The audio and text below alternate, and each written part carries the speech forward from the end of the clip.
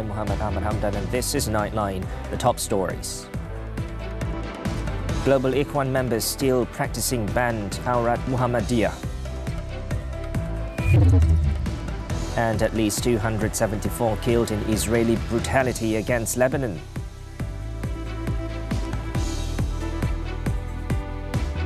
Good morning. At least 274 people have been killed and more than 1,000 injured in Zionist strikes in Lebanon.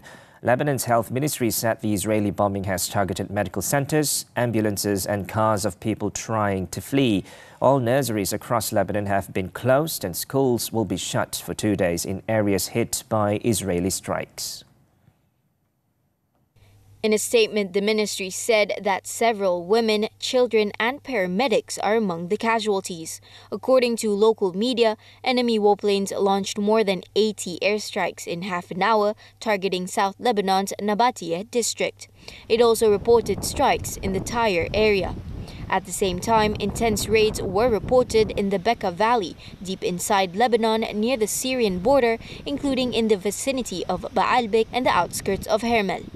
Violence has spiked dramatically in recent days, with the Zionist regime and Hezbollah trading heavy fire over the weekend, raising further fears of an all-out war. In the meantime, the Foreign Ministry is closely monitoring the situation in Lebanon following recent attacks in Beirut, with the safety and welfare of Malaysians residing there being a top priority. In a statement on Monday, Wisma Putra confirmed that the Malaysian embassy in Beirut is in communication with Malaysians in the country. According to embassy records, 23 Malaysians are currently registered and all have been reported safe. The ministry further noted that the embassy remains in constant contact with the Malaysian battalion Malbat 85011, serving with the United Nations Interim Force in Lebanon to ensure the safety of Malaysian peacekeepers. Police have discovered that members of Global Ikhwan Services and Business Holdings GISBH were still practicing the Aurat Muhammadiyah, which was banned by the government in 1994. Inspector General of Police Tan Sri Razaruddin Hussein said this was based on books and pamphlets seized during raids under Phase 4 of OB Global since Saturday. Speaking at a media conference in Kuala Lumpur on Monday, Razaruddin revealed that during the operation, police managed to seize a total of 455 books, pamphlets and logos linked to the company and its teachings. The books and pamphlets seized, which were believed to be related to the deceased Al-Arkam founder, Ash'ari Muhammad, have been handed over to the Malaysian Islamic Development Department, JAKIM, for further action. Kita percaya. Dan daripada merisikan maklumat dan juga statement yang kita dapat, GISB ini masih mengamalkan tarikat Aurat Muhammadiyah ini. Pasal ada buku Abuya, ada dia punya zikir dia sendiri. He added that the practice, which was adopted by Al-Arkam members, was confirmed to have deviated from the true teachings of Islam. Commenting on the fourth phase of OB Global, Razaruddin said a total of 280 premises linked to GISBH were raided, resulting in arrests and the seizure of various items. A total of 35 investigation papers have also been opened, and 156 individuals comprising 80 males and 76 females aged between 18 and over 65 have been remanded until this Saturday. Police also rescued 187 victims under the age of 18 during this phase, comprising 100 males and 87 females. The probe by Bukit Aman is now focused on identifying GISBH members and followers. Kita anggarkan lebih kurang termasuk kanak-kanak, lebih kurang dalam 10,000. Tapi itu kita perlu sahkan daripada siasatan kita nanti. GISBH has been in the spotlight over their alleged criminal activities after police raids on September 11th at 20 welfare homes allegedly operated by the company resulted in the rescue of 402 children from suspected exploitation and abuse. Subsequent screenings of the children showed many of them suffered physical injuries and emotional trauma. During the course of investigations, it was revealed that 13 of the children had also been sodomized. Meanwhile, Razaruddin stated that the probe into GISBH may result in action under the Security Offences Special Measures Act or SOSMA. The top cop indicated that authorities are utilising all applicable laws to investigate the alleged offences uncovered so far under Operation Global. Bagi pihak PDRM, kita akan menyiasat di bawah undang-undang yang ada di dalam Malaysia. Untuk kesalahan-kesalahan akta kanak-kanak, akta kesalahan seksual kanak-kanak, akta perdagangan manusia, tipsom dan juga akta-akta lain. Manakala untuk akidah, Datuk Siraj akan uruskan. MKI akan menentukan adakah ini akidah yang betul. Adakah penyiasatan sekarang is leading more towards tindakan SOSMA? Memang kita akan ke arah itu. He also said to date a total of 153 accounts linked to GISBH worth over 800,000 ringgit have been frozen. Also seized were 38 vehicles estimated to be worth 3.94 million ringgit and 14 plots of land. Authorities also confiscated 26 animals consisting of 9 horses, 14 rabbits and 3 peacocks. Razaruddin added that all of this is to prevent any attempt to revive the company which has been linked to deviant teachings and criminal acts. The 572 children rescued during Op Global have also been placed in 11 safe houses provided by the Social Welfare Department.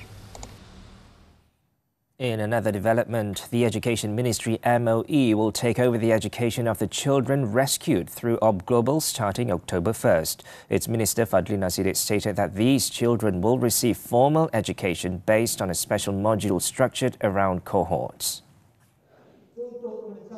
Fadlina said that the education process will take place at their current shelters where they are being cared for and protected. At present, their 3M skills, reading, writing and counting, along with their psychosocial well-being are being assessed. Kita ambil berat, kita ada komitmen yang tinggi untuk memastikan bahawa anak-anak ini dapat mengikuti sepenuhnya pendidikan yang kita bimbang sekiranya mereka tertinggal dalam tempoh siasatan dan sepanjang proses-proses ini berlaku. Jadi kita ambil tanggungjawab itu, memastikan pendidikan mereka dapat dijamin. Fadlina added that the first phase would involve more than 300 children with teachers using a rotation system at the premises.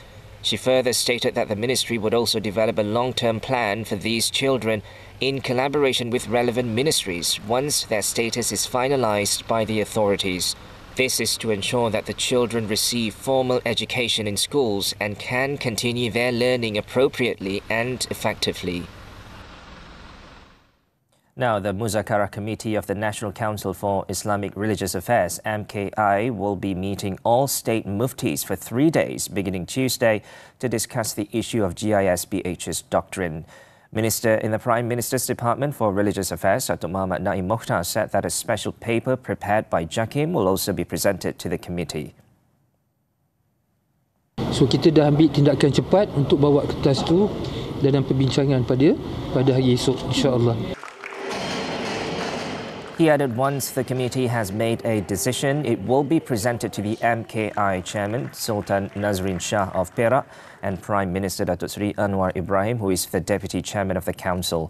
The decision will be revealed after religious officials obtain the consent of the Conference of Rulers, which will convene in October.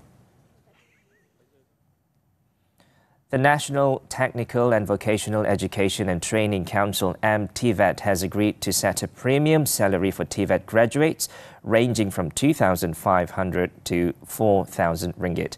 Deputy Prime Minister Datuk Seri Ahmad Hamidi said that the decision was aimed at attracting more TVET graduates to work in relevant sectors.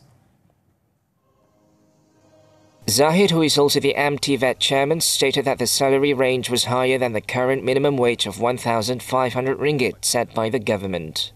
Ini bukan mengikut persatuan majikan ataupun persatuan kilang dan sebagainya. Ini antara pihak institusi TVET dengan pihak syarikat itu sendiri yang bersetuju dengan gaji premium untuk diberikan pada lepasan TVET ini.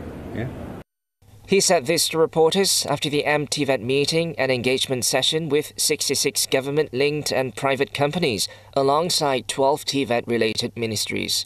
The council also agreed to have the Malaysia Board of Technologies recognise Malaysian Skills Certificate (SKM) holders at levels 6 to 8 as equivalent to a first-class bachelor's degree. Zahid added that the government will also establish the Malaysian Cybersecurity Academy to strengthen talent development, as the country is facing a shortage of 26,000 skilled workers in the cybersecurity sector. The decision to revive the Ujian Pencapaian Sekolah Rendah UPSR and Pentaksiran Tingkatan 3 PT3 examinations must be made holistically. According to Education Minister Fadlina Siddiq, for now, her ministry stands by its decision to abolish the two examinations. According to Fadlina, the MOE is not in a rush to reintroduce the UPSR and PT3 exams. She stated that her ministry will study the matter thoroughly before presenting it to the Cabinet. Ia tidak boleh dilihat dalam satu aspek saja kerana ia melibatkan dalam aspek yang lebih besar. Ya. Anak-anak kita ni bukan tikus makmal yang kita nak kena ulang kaji mereka ini masuk sekejap exam, sekejap tidak exam. Kita kena ada ketetapan. She said this in response to calls from certain quarters urging the MOE to revive UPSR and PT3, which were abolished in 2022, claiming that their absence has partly contributed to students dropping out and not sitting for the Sijil Pelajaran Malaysia (SPM) examination. Fadlina further said that the MOE is currently focusing on the new approach for the 2027 school curriculum and is in the midst of drafting a new education development plan to guide the country's education for the next 10 years, starting in 2026. The Plantation and Commodities Ministry KPK has submitted two proposals to the Finance Ministry for consideration in the 2025 budget. Its Minister Datuk Seri Johari Abdul Ghani said one of these proposals is for the government to consider additional allocations for the Smallholder Palm Oil Replanting Financing Incentive Scheme (TSPK) as to be included in the upcoming budget. Tabung penanaman semula yang lebih besar sikit daripada apa yang telah kita bagi sebelum ini, kerana banyak daripada pokok-pokok yang dikendalikan oleh pekebun kecil ini dia banyak dah tua. Jadi dia orang nak buat replanting maka tak ada duit. Jadi dia mewakili hampir 1.5 juta hektar kelapa sawit yang dikendalikan oleh smallholders. Jadi dia nak that fund lah. Jadi last year government bagi 100 juta tapi 50% grant, 50% pinjaman. Johari also noted that the palm oil industry is the country's third largest source of export revenue, which also provides income for 450,000 smallholders across the nation. The KPK also hoped that the government will consider a revision of the Windfall Profit Levy, WPL, on palm oil. The review is necessary to ensure the country's palm oil prices remain competitive compared to other producing nations.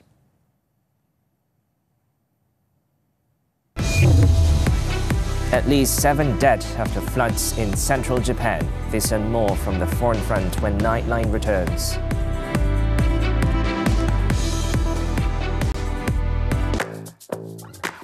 It's really simple. Media Prima is the only media owner with 5 complete platforms. We have TV, radio, print, digital, and even outdoor, right? And we offer dedicated creative solutions to reach the right audience at the right time with a dedicated team of client servicing personnel.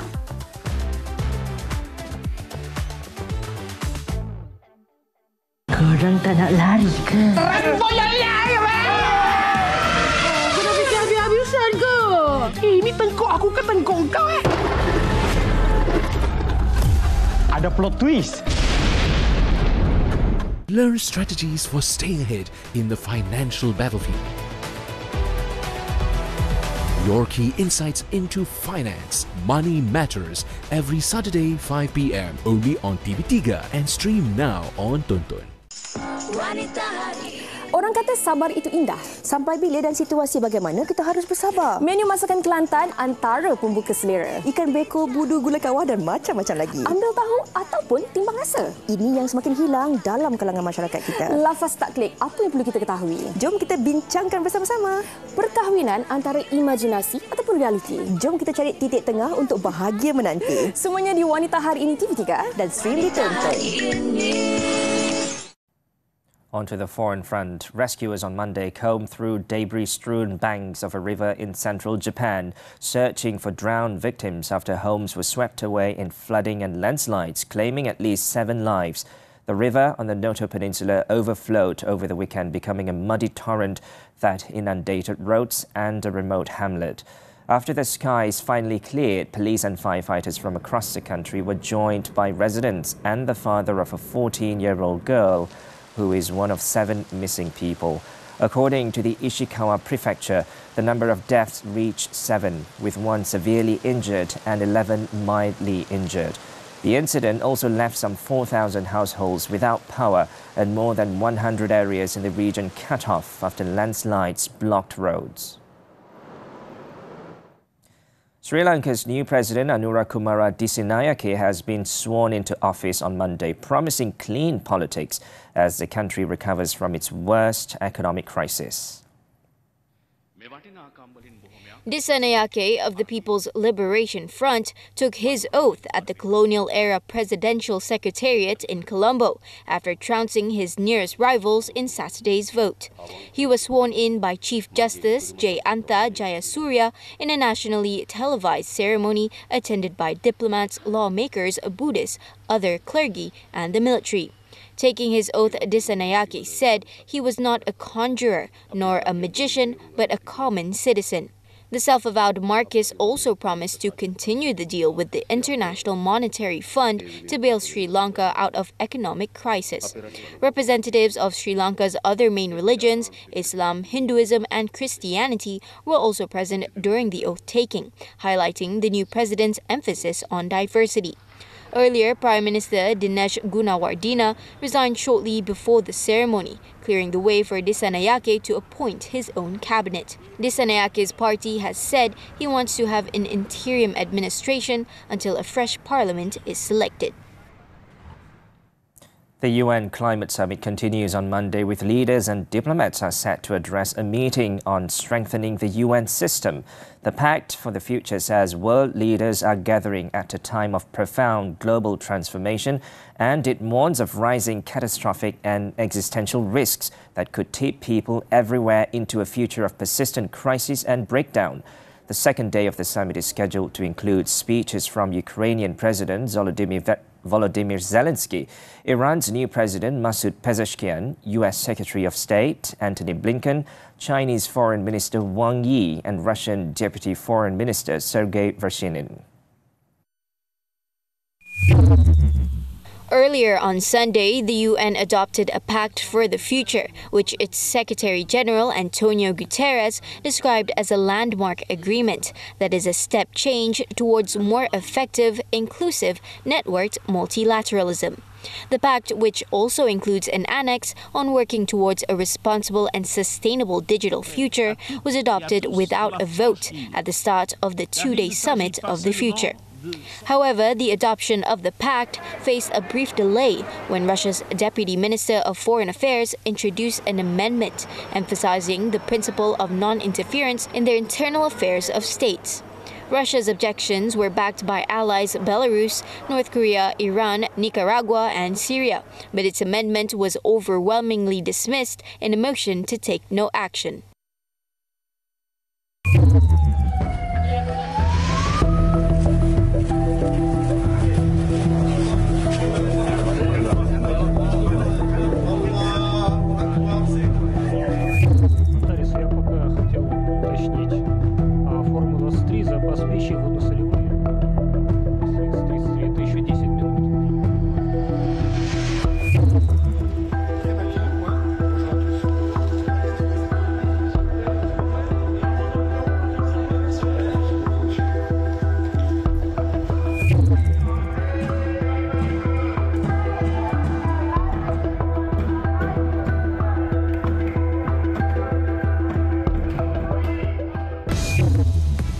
Team Europe rallies to win Laver Cup. Sports right after this short break.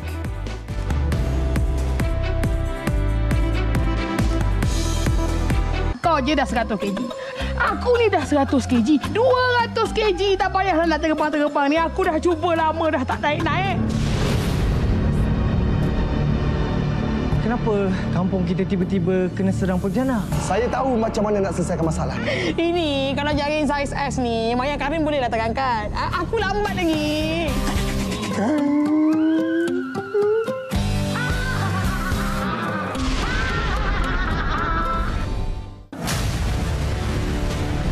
Rumah amal disyaki wujud unsur eksploitasi dan penganiayaan diserbu. Orang buat aktiviti apa? Yang tak ada jemput orang kampung. Hasil siasatan, polis sahkan pelbagai penemuan mengejutkan. Child labor ni, buruh kanak-kanak ni, bekerja, eksploitasi, menjual barang.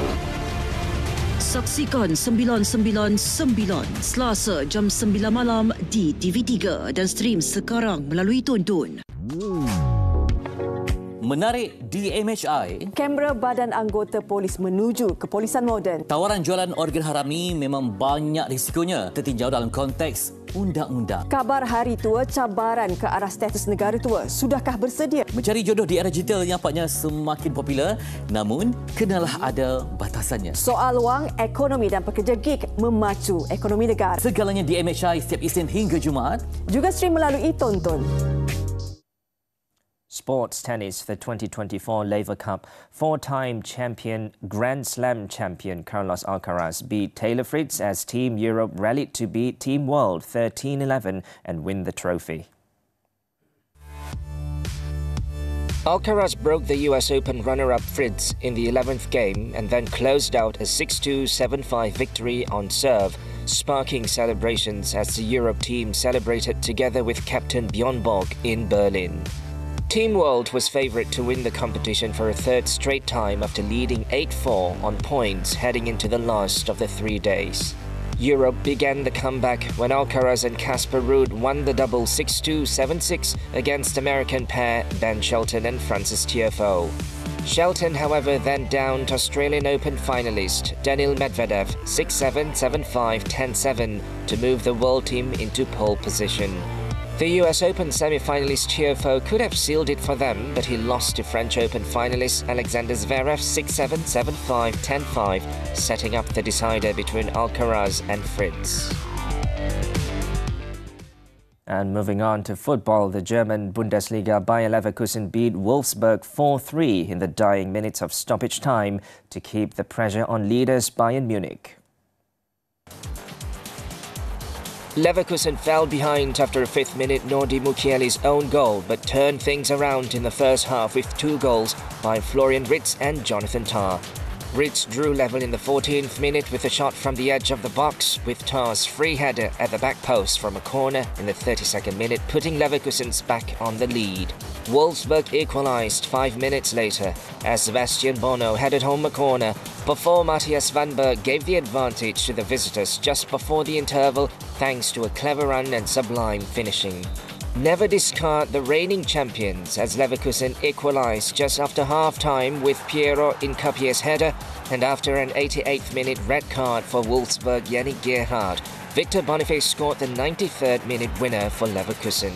With the 4-3 win, Leverkusen kept their second spot behind Bayern Munich with 9 points from a possible 12.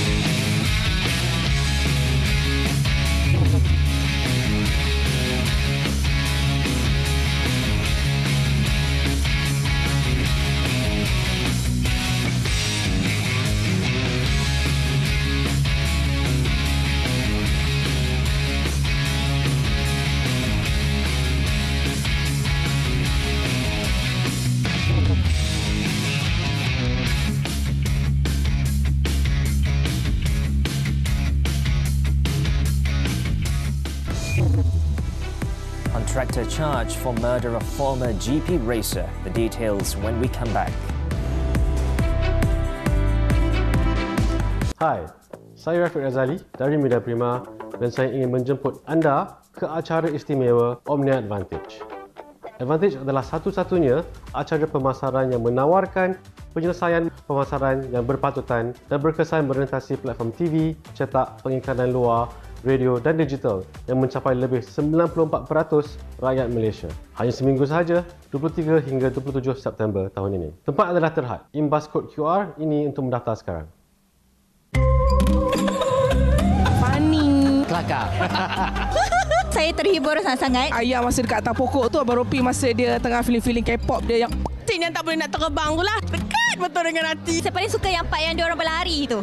Best lah cerita ni, like je. Jarang dek tengok pontianak yang berat ni dek. Ada plot twist. Saya bagi 10 bintang. 8 lah, 8. 9 kot sebab Pak Ropi. Yes. 8.5.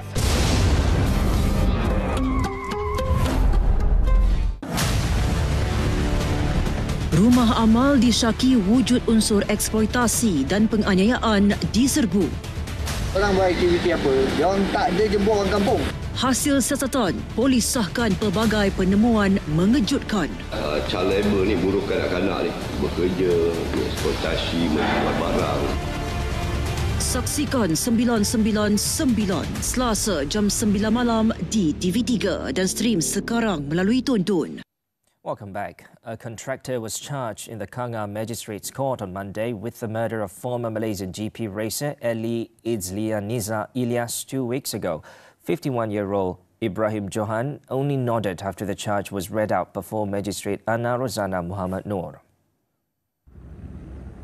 No plea was recorded as murder cases are under the purview of the High Court. According to the charge sheet, Ibrahim was accused of murdering 40-year-old Eli Izzlianiza between September 10th and 11th in Taman Beho, Gongcha Jaya. The offence under the Penal Code provides for the death penalty or imprisonment of between 30 and 40 years. If not sentenced to death, the accused must be given not less than 12 strokes of the cane. The court did not grant bail and fixed December 30th for case remention. It was previously reported that Eli died from severe injuries after being slashed with a sharp weapon during a fight with 3 men in Kanga on September 10th. Initial investigations revealed that the victim sustained 10 to 12 cuts on his body with 7 to 8 lashes on his back. Following the incident, 3 men were arrested by police. Social media influencer couple Muhammad Hazalif Muhammad Hazani, popularly known as Alif Tega, and his wife Aisha Hijana Azhari have been slapped with 10 joint charges for misappropriating donations meant for the poor, flood victims and orphans, amounting to over 1.52 million ringgit. The 2 accused pleaded not guilty after the charges were read out to them before Judge Awang Karisnada Awang Mahmud at the Shah Alam Sessions Court on Monday. The couple were charged with having the common intention to dishonestly misappropriate funds meant for charitable activities, including for purchasing dates, copies of the Quran, food packs for the poor in Mecca and Medina in Saudi Arabia, aid for flood victims, as well as Hari Raya clothing for orphans. The offences were allegedly committed at the 2 separate bank branches in Bandar Baru Bangi from May 11th, 2011 and July 2nd this year. The charges, framed under the Penal Code, provide a maximum prison sentence of 5 years, whipping and a fine upon conviction. The judge granted the couple bail of 50,000 ringgit each with additional conditions and fixed November 27th for case mention. Last Friday, Hazalif pleaded not guilty in the Kuala Lumpur Sessions Court to 2 counts of misappropriation of over 63,000 ringgit in donations meant for korban meat, as well as iftar meals in Syria, Palestine and Mecca.